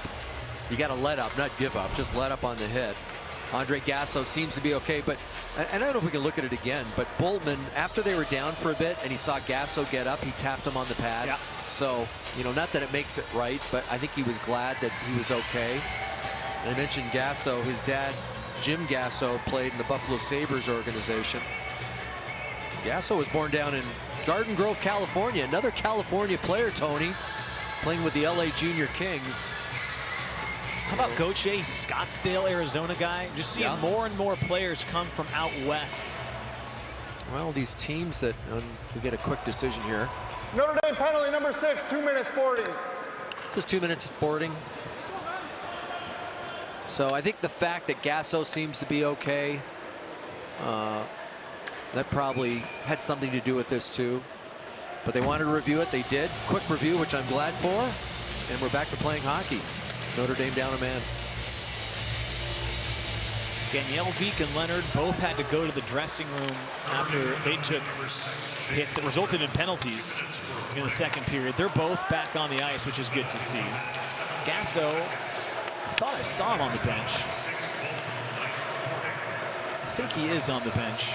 And I think he's okay. I see him. Yes, okay. Second from the end.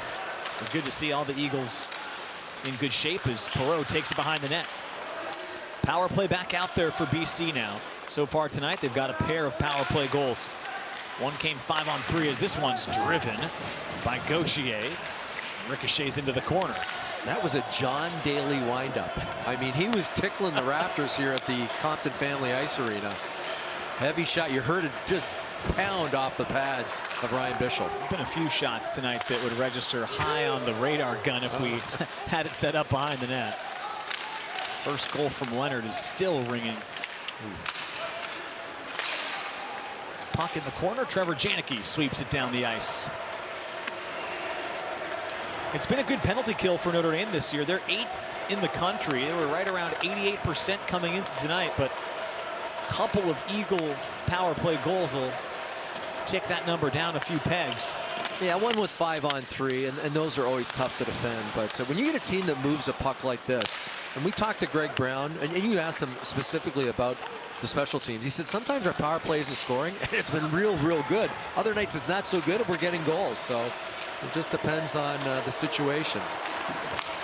Intercepted at center ice. Here's Vogt. Ooh, lost his edge. Hung onto the puck, though. Gets it down low with 15 seconds remaining on this power play. Smith has some space. Ooh, lines it up, and it deflects up and out of play. A lot of confidence from these freshmen. Leonard gets the puck in a difficult situation on those far boards. Picks it up off his backhand. Fires it right across the blue line over to Smith. These guys, they just have ESP about where the other guy's going to be. Smith to Leonard, Leonard to Smith. And mentioned earlier in the broadcast, they played together for a year in the National Training Development Program. And boy, they really know each other's moves. They've played every game together. I don't see any reason why they'd break that line up the rest of the year. No. Penalty has expired. Puck is swept out towards center ice, and back forward is Jamie Armstrong. There's Connor Joyce into the offensive end. Shoots intentionally wide of the cage. On the back door for the rebound was Armstrong, and Bischel's able to make the stop.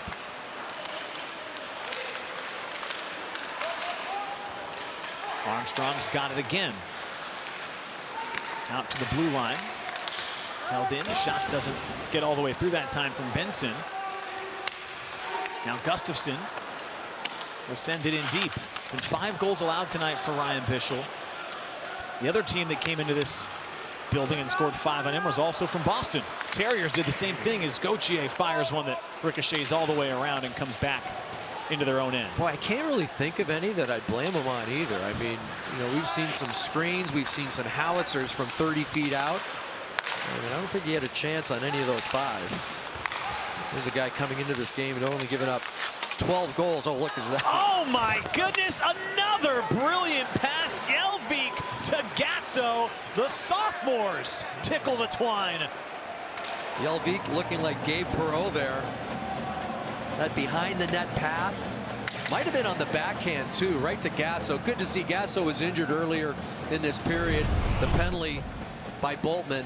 But watch Jelvik, who has great speed. You see the speed through the neutral ice zone, comes in behind the net, and yeah, backhand pass. You know, Ryan Bischel's thinking he's coming around the net. He was almost 3/4 of the way around the net and then puts it on the backhand. Open cage for Gasso. He scores. That's 6. That's a touchdown. That is a touchdown. They're waiting for the extra point now, too. They're hungry for it. Man, Steve, I mean, this is the 3rd year that we've done these games together. I cannot think of another game that even comes close to where we've seen this caliber of passing on display. Yeah, the skill is really evident. And we've seen a lot of teams where, you know, college teams come in here with a lot of draft picks, a lot of NHL draft picks, but these guys, I mean, it's elite talent. There's Jack Malone 1-on-3. His shot goes up high. It doesn't feel either. I mean, I'm sure there's things that Jeff Jackson and his coaching staff will want to clean up. They're down 6-0, but it doesn't feel as if it's been all Notre Dame miscues. It's been created by BC. They've done the heavy lifting, and it's not been gift wrapped for them. You know, on a number of these plays, the Irish have had numbers back. They're in good position defensively. Just pinpoint passing and unexpected passing, maybe I should say. Yeah. It's the element of surprise, and we saw that on a couple of Gabe Perreault passes in that first period. We've seen it a couple of times since then, too. They make that extra pass. Sometimes that's a bad thing, but so far tonight it's been a great thing. Notre Dame looking for that first goal. They're hungry for it.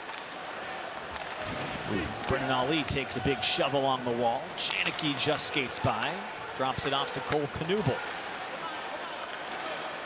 Notre Dame had gone 6 consecutive games without a loss before game 2 last week against Minnesota. And they lost to the Gophers, and now they look to be very much in danger of dropping 2 in a row. And if they do, that'd be the first time all season, Steve, that they've lost back-to-back games. Yeah, that was a real nice run. You mentioned the run they had prior to that, Minnesota. They went into Minnesota, won a game there against a ranked team, feeling pretty good about themselves. And now, well, the schedule's going to get a little tougher. It's unrelenting. Yeah, you got Michigan, number 14, Michigan State at number 7. Over the next 2 weekends, Boston College. I think I said in my open they're ranked number 2. Are they ranked number 1? Maybe they are ranked Depends number on the poll you look at. Number 2, number 1, depending on the poll. The other thing about that, and Wisconsin's not on there, but when you look at who Notre Dame could play this year, this would be the case for a lot of Big Ten teams, but the fact that they played BU and BC, who very well could be ranked number 1 at points in the year, Notre Dame could play a team that was ranked at some point in the season number 1. It could be 5 different teams they play. If Wisconsin, That's right. Minnesota, Michigan State just swept Wisconsin, they look to maybe be the best team in the Big Ten. And then you tack on the BU series that was here about a month ago. Now this BC team looks like very well could be the number 1 team in the country. I mean, it just shows you how difficult the schedule was this year for Notre Dame coming in. Well, that's a real good point. I mean, it talks about the strength of schedule that Notre Dame's faced. It also tells you about kind of the uncertainty of college hockey, who's number 1. And Yes. Nobody's been able to hold down the hammer when they've been ranked number 1. I think we had 5 changes this year with teams being ranked number 1 and then slipping in the standings the next week. Uh-oh. Here come the freshmen again. Smith! Oh, and Bischel makes the save. Boy, it's just, I'm just amazed at the chemistry between these guys, Leonard, Smith, and Perreault. This time it was Leonard and Smith. You know, I'm thinking that Leonard's going to shoot here. He doesn't. Smart play because Blazinski had slid to try and block it. Smith gets it back, shoots it right into the midsection of Ryan Bischel. It's a shame that they have to go play on different NHL teams, Steve. They're going to miss playing with each other whenever the time comes to go pro. My gosh, the amount of chemistry they've developed during their time with the development program and now this year, it is really fun to watch. Well, that's interference. That's big Jacob Bjengsten, the Swede from Stockholm, 6'3", almost 200 pounds. And yeah, as soon as the player touches the puck, maybe you can hit him a half second, a second afterwards, but not when it's a second and a half, 2 seconds. Number 15, 2 minutes interference. That's an interference call on Landon Slaggert, so an opportunity here for the Fighting Irish. Get a little bit of momentum heading into their next hockey game. You saw the schedule too. I mean, it's at home. It's Michigan. That's always a big time series when those 2 teams get together. They did a great job of bouncing back after that disappointing loss against BU. They lost 8-2 in that game, and then from that point forward, as I mentioned, had not lost in 6 consecutive games as Bavaro's shot is saved by Fowler. Hope we get a replay, but that went off the knob of the stick. So that shot by Bavaro is going to be a goal, but it gets saved by the knob, which is maybe 3/4 of an inch wide. I mean, obviously, good stick positioning by Fowler, but maybe a little lucky, too. So far, Fowler's been perfect tonight. Nelson, good stick work, gets it to Moynihan, whose shot is saved. Fowler coming over to his post, able to shut it down. Yeah, pretty good positioning there by Fowler, too. He anticipated that shot from Moynihan, but earlier it was the shot off the knob. And I think he even, yeah, he's looking at it right now. They win the draw, Bavaro walks, shoots, and it knocked it out of his hand. That's the kind of velocity behind that shot. But you got to be good to be lucky. You got to be lucky to be good, especially when you're a goalie. Again, the USHL goaltender of the year last year. Came into this one with the goals allowed just above 2.1. Save percentage, though, really good at 93.2. That number so far tonight has gone up. He's made 24 saves. And again, I go back to the first period, Steve. Some of those saves, when it was close, really difference makers because Notre Dame was hunting him. They had chances, and keeping those out allowed his team to kind of run away with it to this point. Yeah, I think they had 14 shots in that first period, no goals. And look at some of the goaltenders that head coach Greg Brown has had. Now, he's an associate coach under Jerry York, but when he was there with Jerry, they had Corey Schneider, Jared Wall. Spencer Knight came after he left to go coach with the Rangers. So he's had some really good goalies to watch. Thatcher Demko, maybe the best of that bunch. And a lot of those guys played early. They were mentioning as freshmen. They get them in the net right away if they're ready, and that's what Fowler's done this year, kind of carrying that torch for high-end, talented goalies that can play right away. And he's been great this year for the Eagles as they're trying to fight off this power play. Final seconds as Ryan Seedham winds it up for Notre Dame. Puck deflects behind the net. Rolls towards the corner. There is a broken stick out there. Armstrong went to the bench to try to get a new one. Fleming had a chance to shoot it. Good block by Leddy. Charlie Leddy got in the way, broke it up. Power play's expired. Puck's loose on the side of the net. They're whacking at it. It's not in, and Fowler's got it covered. I'm not a big believer in being a penalty killer when you break your stick to come to the bench for a new twig because Armstrong took himself out of position. And that's why the Fighting Irish got a couple of pretty good looks here. Now, Armstrong finally did get back into the play with a good twig, but you know, it opens up a lot of ice. And that's Joyce coming back to the bench. So another flurry around the Boston College goalie, and coming up empty again. It was 14-10 in shots after one, Steve, as you just mentioned. Since then, it's 25-9 in favor of the Eagles. They have really tilted this game on its head over the last period and a half. Yeah, and you know, some of it's obviously you score a couple of goals in that first period, you get a bit of confidence, you gain some momentum, and a lot of it too is a goaltender. When you make some big stops, all of a sudden the other team thinks, well, we've got to make the perfect shot to score on this guy. So you start shooting it maybe a little bit wide. You start squeezing the stick a little bit. Look at this pass. Oh my gosh, Smith sends it in front for Perreault. A diving feed. Bischel makes the save, and he'll play the puck. Yeah, keep it going. Well, results in a long stretch pass for Silanoff, and on his backhand collides with Fowler. Arm is up for a penalty. I think he's going to call both guys. I think he thought that Silanoff could have avoided contact here, and I tend to agree. Huh. I think Silanoff was shocked that he was being called for the penalty, but he's going to go. Yeah, he is. Notre Dame penalty number 9, 2 minutes charging. Oh, just the one. I'm sorry. I take that back. Wow. Just the one call. So he did get bumped, but you know, I only saw it at full speed. Referee was right down there. I think he had an opportunity to stop. And you've got to make every effort you can to avoid contact with the goaltender, whether it's dodging him, throwing on the brakes. He doesn't. He runs right into Fowler. And you see the contact there. I don't know about you, Steve. I see a pretty reasonable shove from Powell. I think that's why Silanoff's upset. 2 minutes for charging. Well, it gives the Eagles a chance to go for that extra point like you were talking about. Power plays back to work. It's their 6th power play opportunity of the night. They right now are listed as 2 for 5. As Gustafson walks the blue line. Off for Bengtson.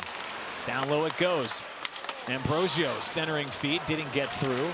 Landon Slaggert tried to clear it, took a weird hop, and now Bavaro can sweep it down the length of the ice. It's funny, Coach Greg Brown of Boston College, you asked him about this rivalry. He said they get the most texts and emails, besides the BU games, for the Notre Dame games. And it's just one game a year, but he said that it makes their alumni feel very proud if they can go into Notre Dame, South Bend, and win a hockey game. Right now, the texts are tracking to be pretty positive the way they've played tonight. I think there is something about it now, too. They, of course, were in Hockey East for a while. COVID kind of thwarted the rivalry. They couldn't get together that year. But the fact that it's now just one game a season, I think makes it almost a little bit more impactful and exciting. And you know, if you missed your chance this year, you got to wait an entire calendar year to play them again. This puck goes behind the net. Ambrosio's there, still looking for that first goal of the year. This comes out for a one-timer from Gustafson. Deflects wide into the corner. Half a minute to go on the power play. Greg Brown getting some guys out there who maybe don't get a lot of power play time. That's good to see.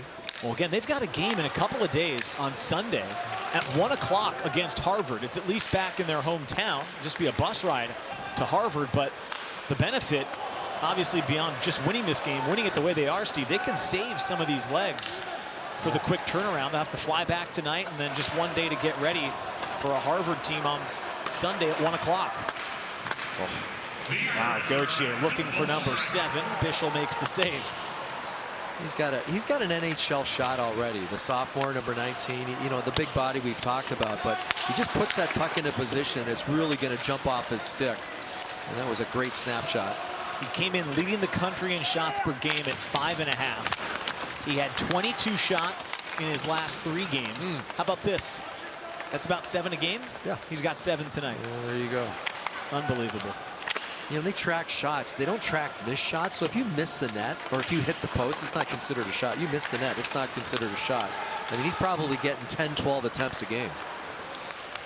Does not have a goal tonight, does Gauthier, but he does have 4 assists. Came in second in the country, I beg your pardon, 3 assists.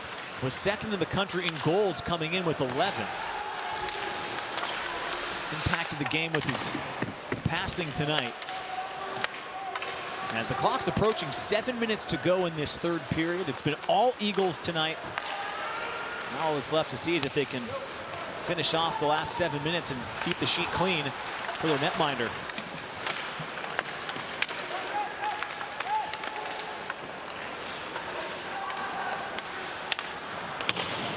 Paul Fisher, freshman for Notre Dame, shoots it wide. When Paul Fisher played with that trio up front of Will Smith, Ryan Leonard, and Gabe Perreault with the National Training Development Team, as did Carter Slaggert, as did Danny Nelson. There's a lot of guys on that development program that come through both of these college hockey programs over the years. It's been a great feeder system. Of course, always seems to have some of the best players in the country that come through there. And Jeff Jackson was very integral in its early stages in the late 90s, was very involved with that development program becoming what it is today. It's amazing how that program has just spawned so many great collegiate athletes, collegiate hockey players. Look at that. NHL players. There you go. Yeah. All these guys from the National Training Development Program. And that's a team right there.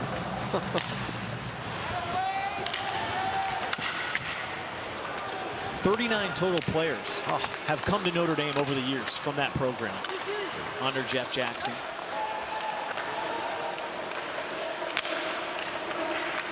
As Janicki sends it out for Jake Boltman. His shot doesn't get through. Deflects towards the corner. Now the puck's wedged up along the wall.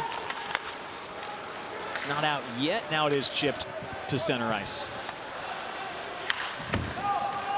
There's Cole Knuble. Carries it into the offensive end. Takes it around the net. Looking for his shot. Gets it off. Fowler shrugs it off nicely. Keeps it out, and it's now into the neutral zone. I like that from Cam Fowler, though. Just taking it himself all the way around the net. Gets a big shot on net. Ooh. Now we're getting a little nasty. You expect some of that in the final minutes of a rivalry matchup like this. It's been all Boston College tonight, though. 5.5 left to go. Eagles on their way to a win in the Holy War.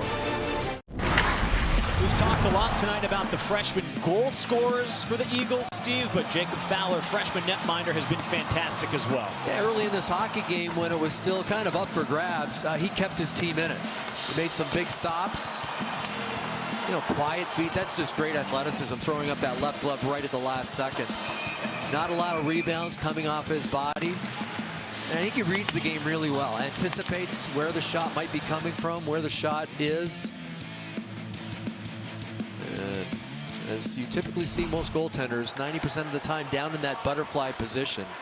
But a big guy at almost 6'2", he covers a lot of the net.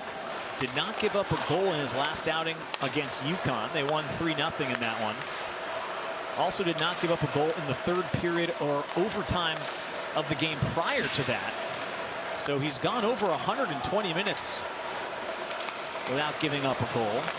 Actually now 7 periods. You trying to jinx him? Well, I haven't said the magic word. Okay. I'm trying to, he's a freshman. He can deal with a little bit of that, right? That's right. Here's Smith's shot. I think I've stayed away from the magic word, and if they can send the emails my way if something. Listen, they just put together a goaltending pack on him. The jinx is in full effect, so we'll find out how foolproof he is as a young freshman here. Well, nothing seems to rattle him, No. and his coach said as much. He's just, he's 19 now, but he was 18 the first 11, 12 games of his college career, and he just seemed like a seasoned veteran. I forgot. Yeah, it's his birthday today. Well, this has been a great birthday for him. Wow. Also, get a little sweeter in the next 4.5 minutes. Coach Brown did say that a lot of parents were coming up because it was Thanksgiving. They were coming to Notre Dame because of the storied franchise that Notre Dame is, the campus. And then they're going to be making the trip to Harvard also, going back to Boston and catching that game against Harvard. Danny Nelson's shot didn't get through. And BC and Harvard, and you got to start thinking too when turn the calendar, get to do the Bean Pot teams in a couple of months. That's always fun out in Boston. I mean, you play for either of these programs, you get so many great matchups throughout the year. It's a shame that this game between these two teams has not been close the last 2 years. Mentioned it was 8-2 Notre Dame a couple years back, and then 5-2 Notre Dame last year. Boston College had revenge on their mind tonight, it seemed, and they really leaned on them starting in the second and put this one away quickly tonight.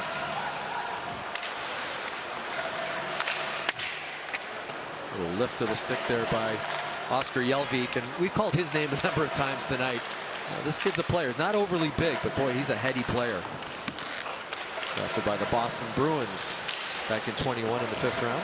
Got to give a shout out to the play-by-play man that does a lot of the Boston College games in Boston, Eric Galanti. I talked to him before the game, and he pointed out Jelvik. Right. He said he was a guy that took a huge jump this year, said he emphasized his workout regimen in the offseason. That's where you see a lot of these guys improve freshman to sophomore year, Steve. That second year with a full training regimen at the college level, you see them really improve physically. Yeah, they see what it takes that first year. Maybe they get surprised a little bit. Maybe they get embarrassed a little bit, and they really, bear down on working out. And it's not just working out. It's their nutrition regime too. And they get bigger, faster, stronger. I'm sure the coaching staff and the training staff for Boston College has things that Perot, Smith, and Leonard could benefit from in a second year, but I haven't seen them tonight. They have looked almost perfect on that top line. They have been unbelievable to watch. The freshman unit has produced so many offensive chances. Well, some of those guys might not be back here next year too. You look at Will Smith, and that San Jose team could desperately use a guy like Smith. He was taken 4th overall by the Sharks. He would help them immensely. Puck comes back out to center. 2 minutes to go. Then BC gets another one on Sunday. Notre Dame will have to go back to the drawing board. Unique weekend with only 1 game, so no chance for them to bounce back tomorrow. They'll try to end their 2-game losing skid against Michigan when the Wolverines come to town next weekend for their first meeting of the season. It's Patrick Moynihan in front for Landon Slaggert, and he scores! The captain has his 10th goal of the game, and for Fowler, the birthday shutout is spoiled. We did it. I did it.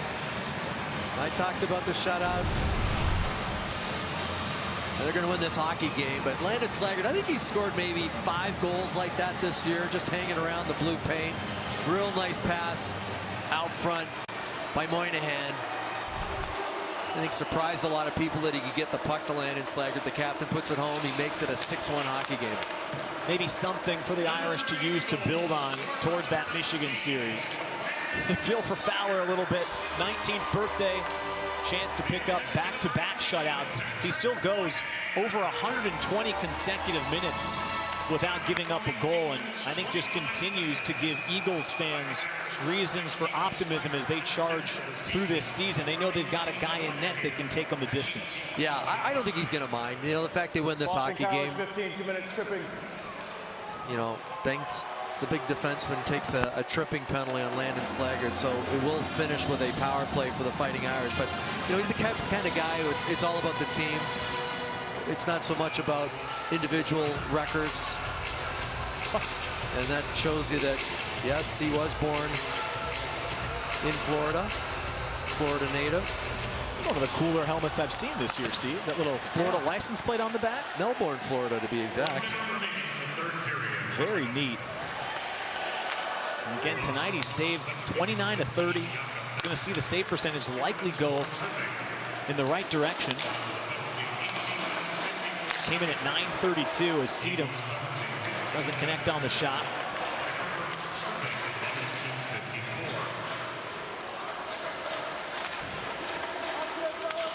It's a 3v3 battle in the corner here. Boston College content with just leaving the puck there for the final half minute.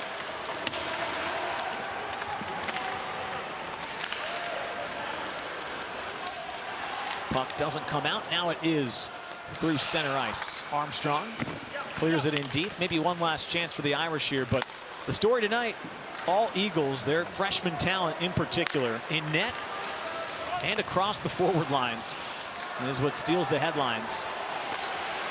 One last chance, will not go, and Boston College will win the 49th Holy War, a decisive 6-1 victory over Notre Dame. The #2 team in the country has their 10th win of the season. I'm really impressed. 7 true freshmen in this lineup. They each contributed in a major way.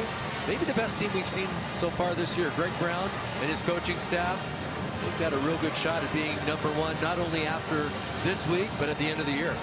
Keep an eye on the Eagles as they move throughout their season. They are a fun team to watch. They put it all on display tonight. 6 goals, and all the first-round draft picks showed up. That'll do it for us, for my broadcast partner, Steve Conroy, producer Derek Coleman, and the rest of the outstanding team here in South Bend. Tony Simeone saying so long.